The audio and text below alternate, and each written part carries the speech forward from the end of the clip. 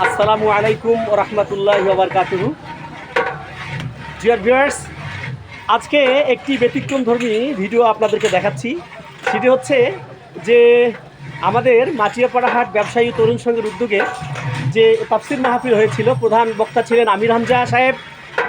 সেই মাহফিলের আজকে সমস্ত দোকানদার যারা অর্থ দিয়ে, শারীরিকভাবে, মানসিকভাবে এবং কথা দিয়ে আমাদের সহযোগিতা করেছিলেন এই তাফসির মাহফিলকে সাফল্যমণ্ডিত করার জন্য, সেই মাহফিলের অর্থ করে আজকে হিসাব দেওয়া হবে। আমি ছিলাম ওই মাহফিলের সভাপতি। এই যে গোস্ত কষাচ্ছেন, এটাকে বলে নাচছেন, হাফেজ মিজানুর রহমান সাহেব, উনি কেশিয়ার ছিলেন। দেখেন কি উজ্জ্বল মুখের হাসি ওনার। মাংস কষাচ্ছেন, এই যে গরুর মাংস দেখাতে পাচ্ছি না একটু অন্ধকারের কারণে। যাই হোক, এই আজকে হিসাব দেওয়া হবে, যার কারণেই লোকজন যেন থাকে সেজন্য একটি খাবারের আয়োজন করেছি আমরা। গরুর মাংস দিয়ে হচ্ছে বিরিয়ানি তৈরি, প্রায় 200 লোকের আয়োজন ইনশাল্লাহ আমরা করেছি এখানে। এই দেখেন, এখান থেকে ভালো দেখাচ্ছে হাফিজ সাহেব, সুন্দর দেখা যাচ্ছে, দারুণ। কিন্তু দুঃখিত হচ্ছে মাংসটি দেখাইতে পাচ্ছি না। মাংস রান্না করার যে কষাচ্ছেন, দেখেন সুন্দর একজন প্রফেশনাল রাঁধুনি মনে হচ্ছে হাফিজ সাহেবকে। একজন কোরআনের হাফেজ উনি আমাদের এই তাফসির মাহফিলের কেশিয়ার ছিলেন।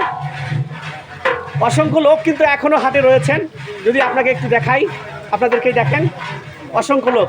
এই সমস্ত লোকগুলো কিন্তু আমাদের হাটের সদস্য অনেকেই, এবং কিছু ক্রেতা রয়েছেন যারা কেনাকাটা করছেন। মাটিয়াপাড়া চন্দনপাট মাটিয়াপাড়ার হাট এটা খোলা বাজার, আপনারা দেখতে পাচ্ছেন। খোলা বাজারের ভিডিও দেখাইলাম।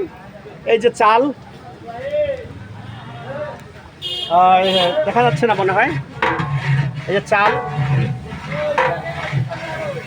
সবাই দোয়া রাখবেন যেন আমরা প্রতি বছরেই এই তাফসির মাহফিলের এই ধারাবাহিকতা ধরে রাখতে পারি ইনশাল্লাহ।